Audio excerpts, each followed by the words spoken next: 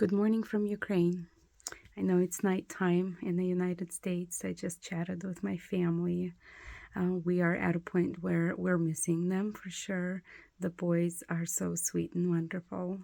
This was the first New Year's of their life that they didn't have with mom, which is sad. But on the other hand, ever since 2011, I've been wanting to have a New Year celebration in Ukraine, and my wish has been granted this time. I did celebrate with the closest friends, of course, with my brother Alex, and with a few new friends as well, which has been very blessed.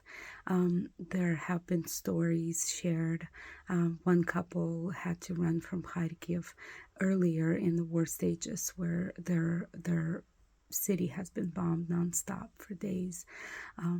And to hear those stories from people who are sitting next to you and to see their tears and to cry with them is truly eye-opening. There is something I'd like to share with you guys about Ukrainians, and something that can be an example to us as well.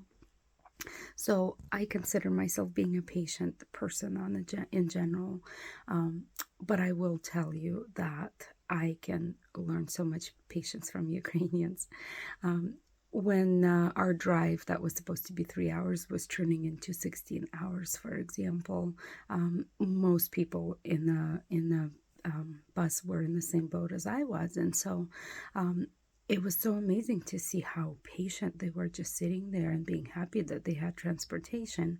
Meanwhile, I was pretty much losing it, And then walking through the streets that are dark because there is no electricity, they are so grateful to have certain places in town which are open because they have generator power. There's just that joy that they have. Meanwhile, my glass is half empty, and I'm thinking, oh my goodness, this is dark, this is cold, this is sad.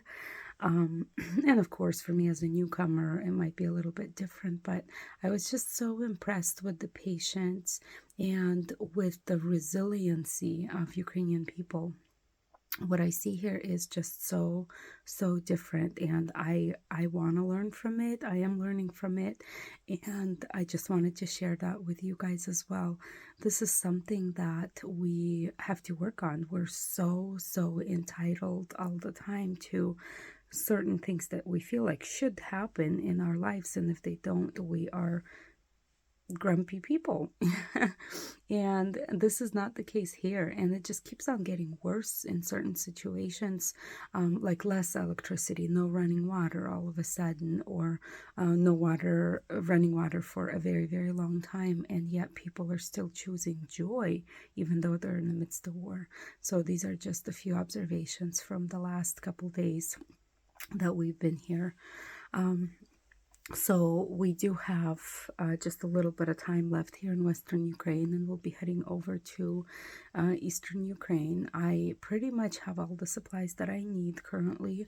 I just have a few little loose ends to tie, and then we'll be heading. It'll be a long drive cross country.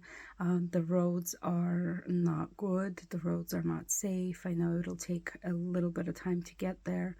There have been rocket strikes against the large cities in the past 2-3 days, well over 200.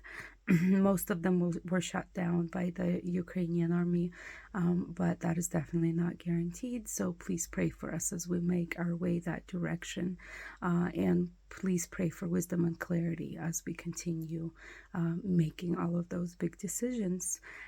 Meanwhile, I have already been providing medical care to several people here, and continuing. It's kind of unofficial, and it's my practice run. I did my first EKG here yesterday. That was kind of fun to trial out all my little things that I can do over here, even with as little as I have from my 4 suitcases. All right, thanks for listening, and be blessed, and have a happy 2023. And let's continue praying for Ukraine and for peace. Love you all.